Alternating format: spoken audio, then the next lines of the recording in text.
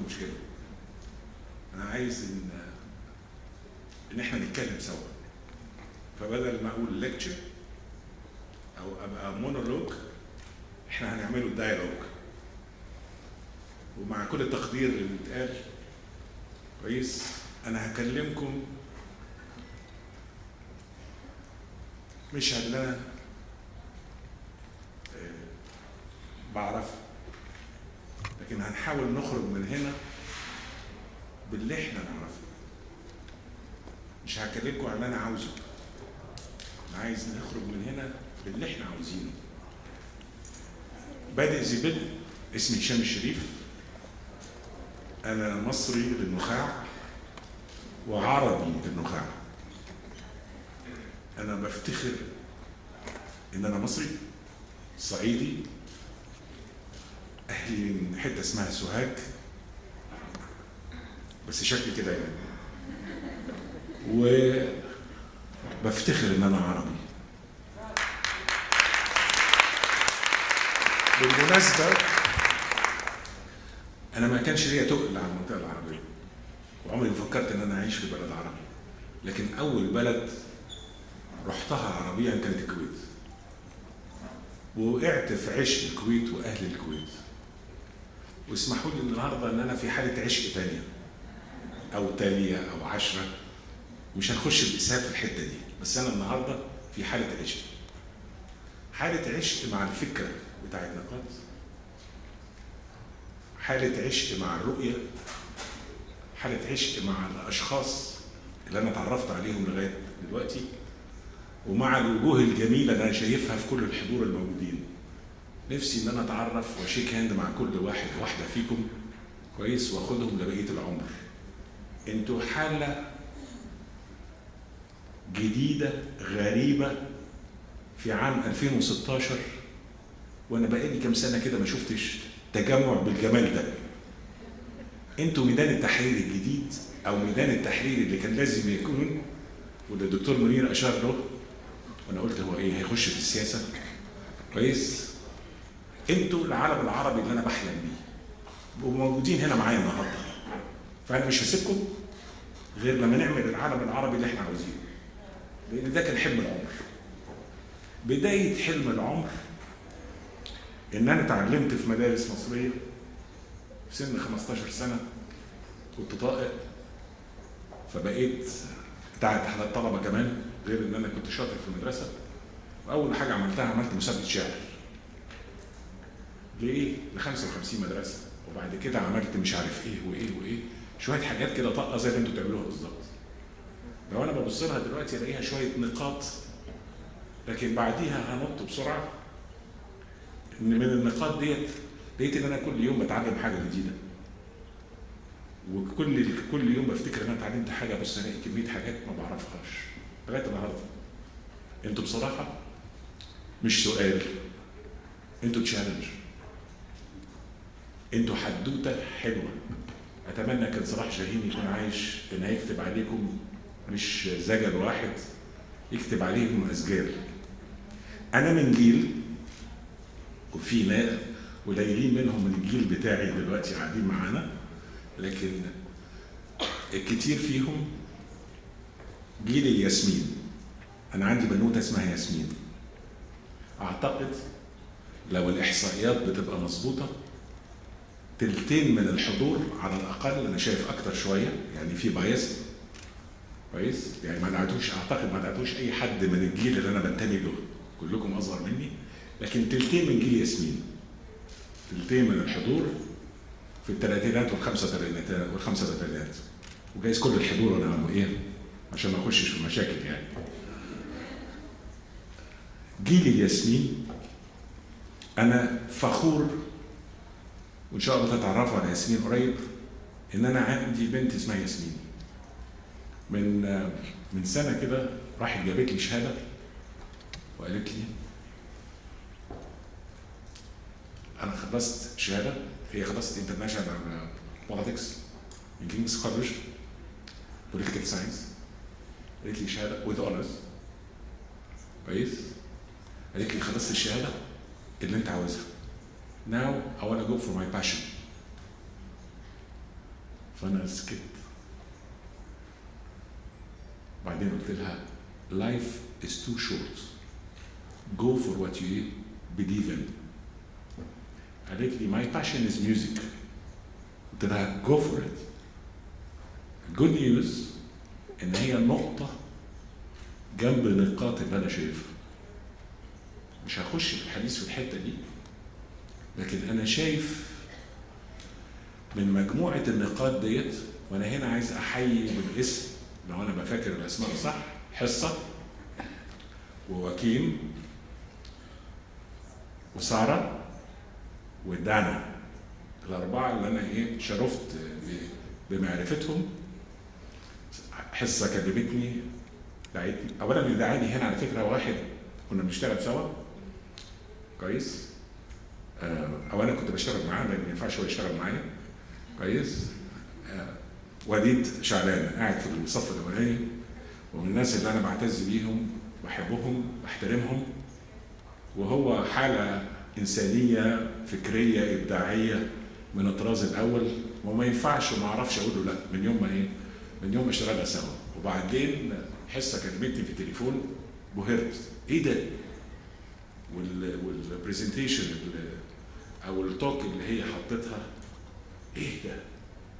وبعدين اتعرفت على وكيم والمجموعه، وكل واحد اتكلم معاه بيبهرني، وانا مش سهل ان حد يبهرني. او في الطياره حد مش هقول اسمه، لكن حصل لي برين واشنج في السكه، وفوجئت مش هقول لكم جاي منين يعني، لكن عمال بفاجئ كل حاجه عمال بتجيب لي النقاط.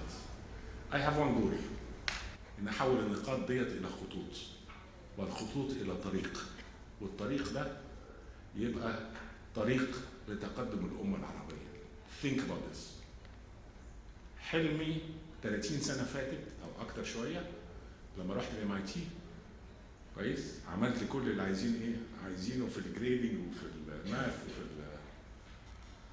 احد المتحدثين كان بيتكلم عليه، وبعدين قلت لهم عايز اعمل اللي انا عايزه، فقالوا لي ايه؟ من الخلاصه كده، حاول ازاي نقدر نسرع بالتنميه في الامه العربيه. من مدخل من مدخل ابداعي كان ثاني اسمه المعلوماتيه انفورماتكس، وتطبيقي اسمه ديسيجن سبورت. ازاي نحط رؤيه طريق كويس باستخدام تقنيات العصر، ابداعات العصر، وازاي ان احنا ناخد القرار المظبوط في الوقت المظبوط في المكان المظبوط. عشان to make a long story short، كان الحلم ان انا اعمل الكلام ده في بلادنا، وكان الحلم ان انا اعمل سنتر يدعم القرار ويسرع بالتنميه. بعد 15 سنه بعد ما اتعمل، بدل ما اعمل سنتر واحد، ربنا اراد ان انا اعمل 1500 سنتر، 1500 سنترز. مركز اسمه مركز معلومات ودعم القرار بمجلس الوزراء المصري، مركز بكل وزاره مصريه، مركز بكل مدينه مصريه، مركز بكل محافظه مصريه، مركز بثلث القرى المصريه. مشروعات اللي منكم مصري، الانترنت انها تخش في مصر، ان رقم قومي يتعمل في مصر، تتحسر التشريعات المصريه، تساعد حصر الديون المصريه اللي كانت at that time، حصر كل ما هو موجود اقتصاديا او اجتماعيا، حتى حصر التراث في المتحف المصري، المتحف القبطي، المخطوطات العربيه، الابداعات، الى 900 مشروع اتعملوا. وليد بيشير ليهم بدرجه اللي خلت ان يبقى في حلم عربي at the time لادخال المعلومات ودعم القرار والسوفت وير انجينيرنج، كلها كانت towards that then the creative economy. انشئ سنتر قادته مؤسستين، واحده منهم ذكرت النهارده الUNDP، الثانيه احب ان انا أذكرها بكل إجلال وإعزاز صندوق الإنماء العربي من هنا من الكويت، ورجل ولا كل الرجال عايز أذكره السيد عبد الحميد عبد اللطيف الحمد. كلاهما اجتمعوا مع مجموعة من الدول العربية عشان ينشئوا اللي وليد بيسميه ريتسك. وليد وهو بيكلمني قلت له ايه نقاط يا وليد؟ قال لي دي ريتسك بتاعتنا يا دكتور. قلت له ايه؟ فهو طبعا خد ايه قلبي، لان الواحد في السكه وهو ماشي بيخلف كل مشروع بيحس ان هو انا جيت لقيت احلى من ريتسك، ولقيت احلى من ايه؟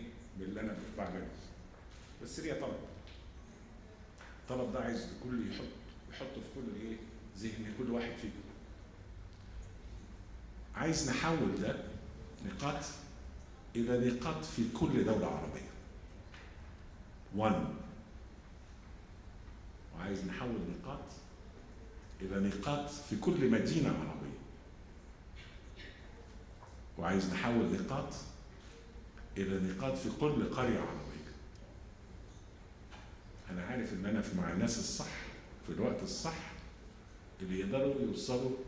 تخيلوا كده لو إحنا حققنا حلم صلاح جاهين في تمثال رخام وأوبرا في كل قرية عربية، والمنظر اللي أنا شفته بره وأنا داخل إن أبص ألاقيه في كل حتة في القرى العربية. هل الحلم ده ممكن يبقى حقيقة؟ هو مش ساعتها ممكن نقول ان الحالة اللي انا فيها واللي انتوا فيها هنا اهو هي دي الحالة اللي احنا عايزين نشوفها في كل حتة عربية؟ تمي او بالنسبة لي انا التنمية والتقدم يكافئ السعادة، أو باللغة بالإنجليزي happiness is development. وأي development من غير تارجت إن أنا أعمل مجتمع سعيد is meaningless. أنا بمضي تحت. يعني ساعتها يمكن في الشغل في وسط الشغل الأكاديمي لما الواحد بيقول عايز يعمل economic and social development لازم يبقى هدفه إنسان سعيد. هدفه لازم يبقى الانسان. ففي حاجه اسمها اعمل ايكونوميك اند سوشيال ديفلوبمنت وانسان يبقى مش سعيد؟ يس. ضرار متقدمه لكن مش سعيده. لكن when you link the happiness to development then انا هنا انا مش عايز امشي من هنا. وبعدين عايز اخدكم معايا وانا ماشي لان ما بقعدش كتير في اي حته. عايز اخدكم معايا في كل حته. فاحسن حاجه ان احنا نعملها ايه؟ ندي مجتمع زي. فايت ماست بي كريتيف. مش كده ولا ايه؟ هل ممكن في مجتمعات سعيده تبقى نقول نفس الكلام كل يوم؟ او نعمل حاجه زي كده كل يوم؟ I know in the 99% of you we are thinking about something creative every day. إذا ما كانش every hour. يعني it's hard to follow. It was very hard to follow وليد. كويس؟ لكن it's hard to follow أي حد عرفه أو عرفوا لي برضه إيه في القعدة. فباي ديفينيشن ومن غير ما ده شغال ومن غير ما نخش في ديبيت تعريفية احنا مش محتاجين لها دلوقتي بالقدر الكبير. ممكن حد يقعد على جنب كده يعملها. كرييتيف ايكونومي تو مي هو نوليدج ايكونومي. هل ممكن تتخيل كرييتيف ايكونومي في مجتمعات أمية؟ هل ممكن تتخيل نوليدج ايكونومي من غير ما يبقى كرييتيف؟ بيعمل حاجة مونوتون. كويس؟ هل ممكن نتخيل أي منها من غير نتاج العقل ومن نتاج الروح ونتاج النفس؟ لو احنا جمعنا سوري يا وكيل اقولها تاني؟ انتوا هنا. طب اسمحوا لي ان احنا نحييهم لو سمحتوا.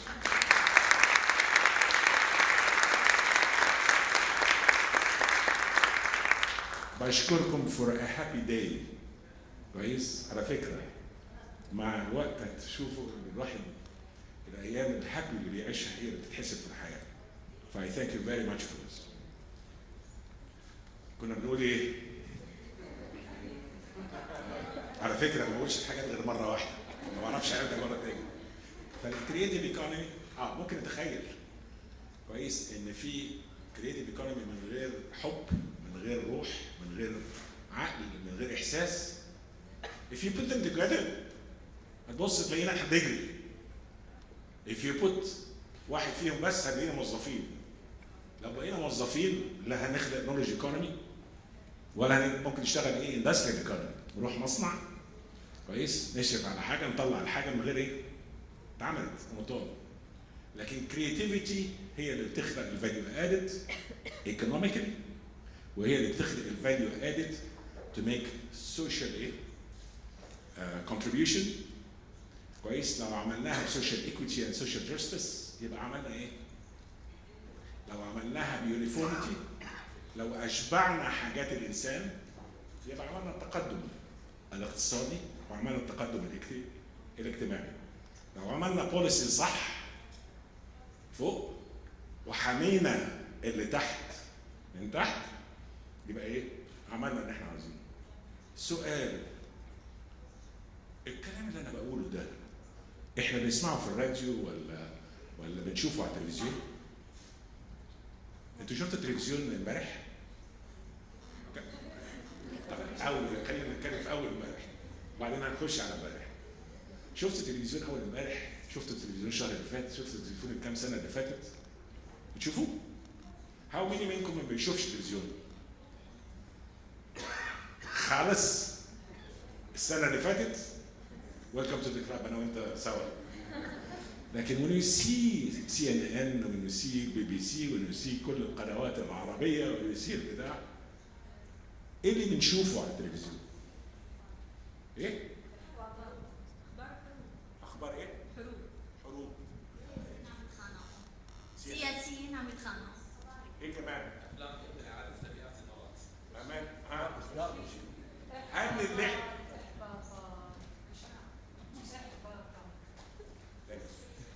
إحباطات بكل قوة. الفرق ما بين اللي بنشوفه على التلفزيون واللي انا بقوله دلوقتي مش يعمل لك ديواليتي، يعمل انفصام، صح ولا لا؟ تخيلوا لو انا دخلت حصه وكيل، سمحوا لي طبعا مش اسمحوا لي بهذا، حطيت شاشات تلفزيون وفتحت كل القنوات رايت هير ان فرونت اوف يو، وما بين الكلام اللي بنقوله بص تلاقي ايه؟ بالجاب. احنا بنتكلم على نفس المجتمع ولا على مجتمعين؟ ها؟ نفس المجتمع. طب ازاي نغير كل القنوات ديت علشان نعمل ده؟ فانتم وطنيين اللي انا بحلم بيه شايفه قدامي. If I switch on the TV, okay, this is the وطن الذي سرق مني. How can we manage ان احنا نغير من الوطن الذي سرق مني الى الوطن الذي ايه؟ ننشده. من الاخر this is the way. بس خليني اقول حته بس عشان ايه؟ ما نختلفش فيها بعد كده. كرييتيف ايكونومي مش معناها ان احنا ننسى البيزكس. فاسمحوا لي ان انا اقولها من الاول كده، وانا عارف ان في ناس هتجامب دلوقتي. من غير knowledge and knowledge مفيش حاجه هتحصل. من غير education مفيش حاجه ايه؟ على فكره تعريفي انا للنولج مش هي التعليم. التعليم جزء من النولج. واسمحي لي ان انا عشان انت سالتيني سؤال وانا هحاول ان انا احاورك. طبعا ما حدش يقدر يحاورك لكن انا عايز احاورك. knowledge to me هي واحد education، هي اتنين learning، ومن منطلق life long learning. زي ما انا واقف قدامكم دلوقتي بتعلم منكم، زي ما انا كنت طالع شرفت بمعرفه حصه وقفنا بره قاعد بتعلم منكم. ايه ده؟ مين اللي عامل statistical ديزاين ومين اللي عمل البتاع؟ مش عايز اخش في الحته دي. نمره 2 learning and life long learning، يعني انا بتعلم النهارده. 3 تكنولوجي. ممكن تعلم من غير تقنيه النهارده؟ ممكن؟ لا. 4 كلتشر تعلمنا من غير كلتشر. طب احنا شايفين شعوب كتيره متعلمه لكن نوت كلتشر. It's not us. We need ايه؟ And to be civilized كويس we have to have ايه؟ a cultural component. وعاده الناس الكلتشر they don't talk about it. لكن لو احنا عايزين نعمل جنريشن جديده مش بس المدارس ومش بس التدريب. نيكست فنون. هل في مجتمعات تتقدم من غير الفنون؟ حد يقول لي تقنيه، حد يقول لي مش عارف ايه. And then I would add innovation and continuous innovation. ده تعريفي knowledge. 6 حاجات لو حطيناهم نقدر ان احنا ايه؟ نتحرك. سؤال، احنا في طريق النولج اند كريتيف سوسايتي ولا احنا في طريق الايه؟ التلفزيون اللي هي التلفزيونات اللي بتقول لنا؟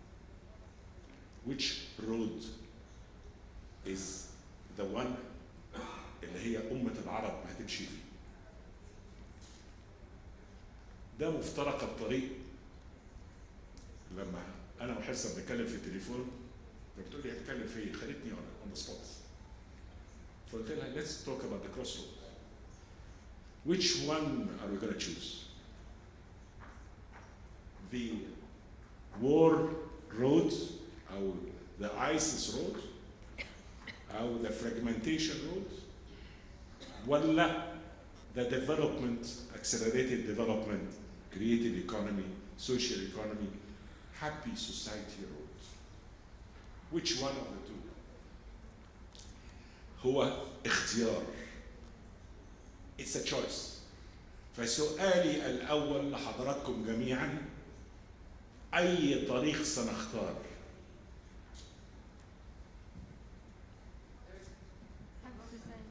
نعم؟ أهلا بيك. تعرف طبعا آل النباري مش كده؟ مين منكم ما يعرفش آل النباري؟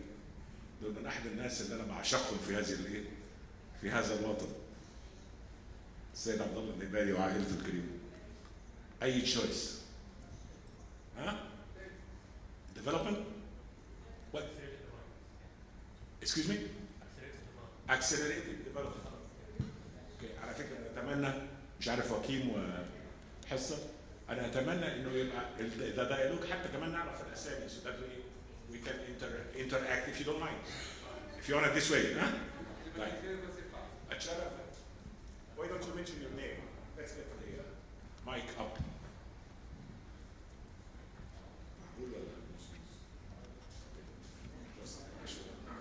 Hello. Yes. Yeah, I'm Mustafa. مصطفى. Nice to meet you. اهلا بيك. قول اللي انت عايز تقوله. Accelerated development. اوكي. The third. باس ذا مايك. اوكي. حد تاني عايز، هل في حد عايز يروح طريق ايسس؟ هل في حد عايز؟ اتفضل. جو هيد. بسم الله. شرف. معاك اخوك وليد الكعبي. انا طبعا اكيد ايدك موضوع التطوير، ولكن اعتقد البدايه تكون انك تؤمن في نفسك. ان هل عاوز تتغير ولا مش عاوز؟ تمام. بعدين نختار الطريقه اللي تمام. شرف اسم حضرتك؟ وليد الكعبي. اهلا. اهلا. شكرا. اتفضلي. المايك بتاعك. طبعا احنا كلنا اعتقد كل المجموعه اللي قاعده هنا تبي التطوير اكيد، بس وحتى لو احنا نبي نغير من داخلنا في معوقات في مجتمعاتنا، في معوقات كبيره ويكنت. تمام. حد اخر يحب؟ عندنا تحدي الاختيار وعندنا تحدي المعوقات. مش كده؟ كل اللي بيشدنا لورا. بس هذا لا يعني بالظبط كده. فاحنا اول تحدي عندنا هو الاختيار. لكن في حد بيقول ان احنا ما نختارش الطريق الثاني. هنرجع نقول التحدي الاولاني ده ازاي نواجهه. وبعدين هو لو احنا قررنا هنا كويس، هل ده شيء وخلاص وخلصنا؟ هل ده شيء كافي ان 22 دوله عربيه هتتغير بكره الصبح. في شغل لازم نعمله. طب يبقى لازم نخش على طول نحط حته تعريفيه ثانيه لو سمحتي. يعني ايه مجتمع؟ احنا المجتمع، لكن مين معانا احنا؟ من هو المجتمع؟ احنا مش بنقول عايزين كريتيف ايكونومي، عايزين نولج سوسايتي، عايزين كريتيف سوسايتي. وات از ذا سوسايتي؟ عشان نقدر نحركها. خلينا نتفق ان اختيارنا زي ما ده اختيار نورماتيف، ان اختيارنا النورماتيف ان احنا هنقول ان بكره هيبقى احسن من النهارده. Tomorrow is gonna be better than today. وبكره هنشوف نقاط وخطوط في كل أمة العرب. خلينا نتفق ان ده هدف. ده حلم مشروع ولا حلم غير مشروع؟ حلم خاص بيا ولا حلم بينا كلنا؟ وبأولادنا من بعد كده من بعدنا. هذا واجب. زي بالظبط الواجب اللي مجموعة نقاط بيحسوا بيه وهم بيعملوا الكلام ده. يعني ده مش حاجة خاصة بيا أنا هكسب منها فلوس، وده برضه شيء مشروع كان ممكن ان انا اقوله، خد بالك مش في الحته دي، لكن ده حاجه هتفيد كل الايه؟ كل المجتمع. المجتمع يعني ايه؟ يعني حكومات، يعني مؤسسات خاصه، مؤسسات عامه، مؤسسات ليست بغرض الربح، يعني افراد، يعني كيانات بتكون المجتمع من كيانات تشريعيه لكيانات تنفيذيه. يعني طب ازاي يكون المجتمع بالياته ديت؟ ازاي نحرك الحكومات؟ ازاي نحرك قطاعات الاعمال؟ ازاي نحرك الايه؟ المجتمع المدني؟ ازاي ده مش يبقى ميدان تحرير، ده يبقى فيض التقدم العربي. ازاي نقطه جنب نقطه جنب نقطه جنب نقطه في الاخر خالص تعمل المجتمع اللي احنا عايزينه. يبقى لازم يبقى فيه تحرك، يعني من هنا وبس. هنا مش لازم يبقى فورم للابداع وفقط، لازم تبقى مسيره ابداع.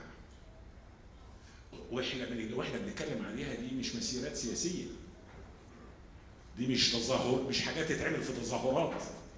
كويس؟ ده عقل يحتاج لتواصل مع العقل، فمحتاجين نبقى كرييتيف انف تو سي هاو كان يو دو ات. هطلع من حته المجتمع يعني ايه؟ لو احنا فكرنا بس من غير ما نربط مع المجتمع، كويس؟ يعني سؤال بطرحه هنا، نقاط قد ايه بتاخد دعم ومساندة حكومة الكويت؟ ده سؤال. هل شغالين اندبندنتلي ولا بتاخدوا دعم؟ قوة؟ نعم؟ كويت انف؟ الحمد لله. وجودكم كويت انف على فكرة. في حاجات، في نقاط جميلة زيكم، طبعا انا ما شفتش زيكم يعني، لكن هنلاقي افراد في مجتمعات اخرى لما يقابلوها بيحاربوها. انغلاقا وغيرة يعني في ناس كويس بتتحارب علشان مجرد بتقول كلام كويس او بتعمل حاجة كويسة او شكلها مختلف. لكن خلينا نقول محتاجين ان حكومات المنطقة انها ايه؟ تدعم. محتاجين قطاعات الاعمال انها تدعم. محتاجين ان يبقى مش في كيان واحد مدني ليس بغرض الربح يساند. محتاجين يعني محتاجين نحرك المجتمع علشان يساعد الايه؟ طيب let's go back to what is the knowledge society and what would be the direction forward. يبقى احنا قدامنا طريقين. طريق منهم قلنا مش عايزين ناخده، عايزين ناخد الايه؟ الطريق الثاني. طب هل ممكن الطريق الثاني ده نخشه من غير رؤية؟ احنا عايزين نوصل فين؟ من غير بلان؟ طب احنا عايزين نمشي على طريق، ممكن نمشي على طريق من غير فيكل، من غير عربية؟ هل ممكن نمشي على طريق من غير سواق يسوق بينا من هنا إلى هناك؟ طب لو احنا أكتر من 5 ولا أكتر من 10 أو أكتر من باص محتاجين سواقين كتير ياخدونا عشان ايه؟ نمشي من مكان الى مكان. طب what would be the ultimate goal؟ ايه هي الستراتيجيك اوبجكتيفز بتاعتنا؟ احنا فين النهارده؟ احنا كام واحد قاعدين في القاعه هنا دلوقتي؟ وكيم؟ حلو. انتوا عارفين في كام واحد في العالم العربي؟ coincidentally for the sake of simplicity كويس؟ هي قالت الرقم الاقرب الى الصح، هقول 400 مليون. 350 مليون عربي. 380 مليون عربي. لكن خلينا for the sake of simplicity استاذنك، الرقم ده مش دقيق اللي انا بقوله، هي 400 مليون. كويس؟ انتوا عارفين هيبقى في كام مليون عربي سنة 50؟ سنة 50 in how many years؟ لا 50 يا فندم، سنة 50. لا مش ديبند، يعني خليني بس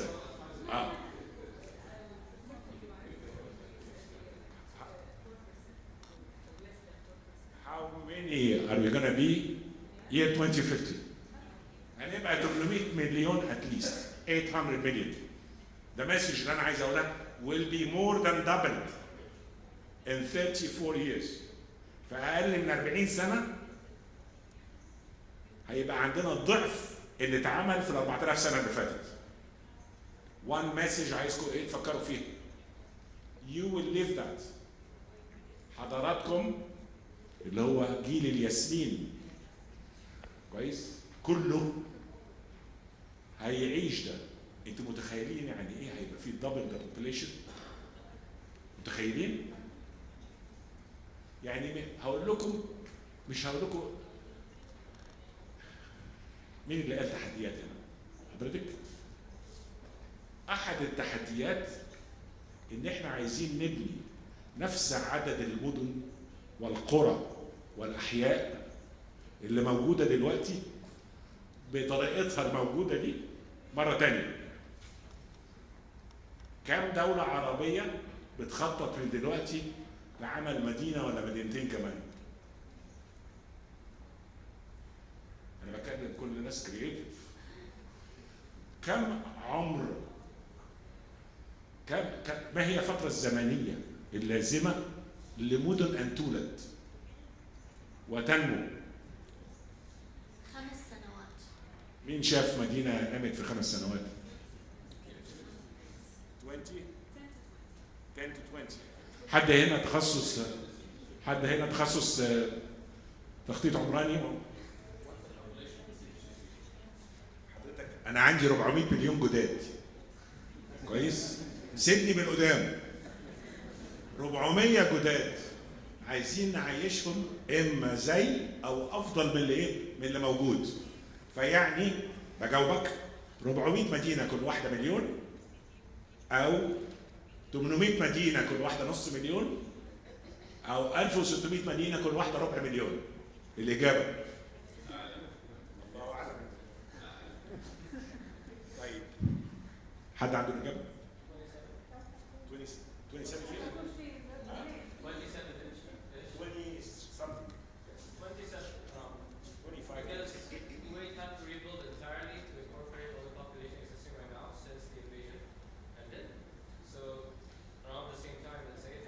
هي عادة مش ممكن تبقى أقل من 25 years.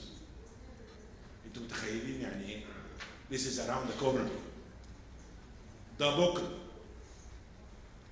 ما حدش في حكومات العرب ولا حكام العرب حاطط أجندة population على التوب اوف ذا أجندة. ما حدش حاطط استيعاب. طب يعني هل ممكن 400 اللي جايين دول يبقوا مهجرين؟ يقعدوا في اماكن عشوائيه؟ اقول لكم مثال كده سريع. دوله انا قريب منها في 10 سنين الزياده كانت حرب العشوائيات ب 25 سنه. في 10 سنين بس زاد فيها عدد العشوائيات 22 مليون. ليه؟ لان مفيش تخطيط. ماي مسجز سنة 50 اللي هي بكرة، لو انتوا بتتكلموا على نوليدج ايكونومي، محتاجين مدن، محتاجين مستشفيات، محتاجين مدارس، محتاجين 100,000 مدرسه، محتاجين 100,000 مستشفى في العالم العربي، محتاجين عشان نبني مجتمع جديد. واو. So we have two challenges. One, to transform اللي موجود للايه؟ للنولج والكرياتيف ايكونومي. Two, hopefully اللي جاي ده we take them from ساعة ما بيتولدوا يمكن قبل الولادة للايه؟ للنولج ايكونومي. هو مش معقول ان احنا اللي جايين كمان ندخلهم في تحديات الماضي. ونو ان الطفولة هي عماد الايه؟ فلازم نهتم بالطفولة من ساعة لما يتولدوا. بعض الناس المتخصصين بيقولوا من الشهر الأول للحمل. بعض المتخصصين أكتر يقول لك عايز تعمل تقدم لعصر المعرفة ابتدي بالأم، لأن مش ممكن أم جاهلة هتعد إعداد المتميز لإيه؟ يعني بصراحة كده أنا نفسي أتشرف بتعرف على your parents، الناس اللي قاعدة قدامي دول. من الطبع أو بدون أي شك they have invested in you one way or another. كويس؟ إحنا عايزين ده موديل. طب عندنا في الأمة العربية حجم الأمية قد إيه؟ تعالي نتكلم عن التحديات. ناخدها من تحت لفوق. الأمية 45% حسب إحصائية لليونسكو، بس مش متأكدة. حضراتكم من 30 كويس؟ with the exception of تونس وكذا حتة، من 30 إلى 45%. واو. هو في حد ممكن نتكلم عن knowledge economy، أنا بكلم حضرتك بقى، ويكون عندنا أمية 30%، 45%؟ يبقى أول حاجة عايزين نعملها إيه؟ كويس؟ نتكلم في البيسكس. جيش يحول الأمية إلى ناس إيه؟ تقرأ وتكتب. أنا هنا لا دخلت في الإبداع ولا دخلت في إيه؟ أنا دخلت في بناء المجتمع. واحد. اثنين، تعال عايز ناخد بقية المجتمع. هل نحن نقرأ؟ هل نحن نكتب؟ What's the percentage of people who don't know how to read and write من الناس اللي قعدوا في السكولينج؟ الرسالة واصلة ولا نخش فيها؟ سو محتاجين ان احنا نقرأ ومحتاجين ان احنا نكتب. انا مش بتكلم على الناس اللي دخلت مدارس اجنبية ولا ده، انا بتكلم على مجتمع دخل مدارس عربية حكومية او غيرها. نحن الان عندنا نسبة بتتراوح من 12% الى 18% لا تقرأ رغم انها ايه؟ دخلت مدارس. عندنا شريحة اخرى دخلت لكن ايه؟ ما كملتش، مالهاش علاقة بالابداع. ممكن يبقى مبدع وهو نجار مبدع، مش عارف حرفي مبدع، لكن انا بتكلم ان كل ما زاد هناك علاقة. كل ما زاد التعلم، كل ما زاد التدريب، كل ما زاد بيحصل ايه؟ يعني عندنا تحديات في بناء الانسان كويس؟ تعليما وتدريبا وتقنية وثقافة وايه؟ وفنون ومهارات ابداعية. ده موجود. لكن بالاضافة كده لو خدناها من تحت لفوق، عندنا تحديات في الاكل والشرب، وعندنا تحديات في الصحة، وعندنا تحديات في لقمة العيش اليومية لو بنتكلم على تحديات. لو خدناها من فوق لتحت عندنا تحديات في leadership، في قادة، عندنا تحديات في حكومات، عندنا تحديات في نظم خنق الإنسان العربي وخنق المجتمع العربي اللي هي بتخليه ايه؟ يتقدم. أسأل سؤال ومش عاوز إجابته، محدش فيكم يتكلم، أنا اللي هتكلم. في كم مجتمع عربي سعيد؟ How many؟ مش عايز إجابة عشان إحنا هنخش في مشاكل وإحنا دخلنا في الإجابة. مش عايز أقول في كم واحد، كم إنسان عربي سعيد. دكتور هشام لو سمحت. انا شغلتي بوليس ستيل يعني. ايه الحكايه؟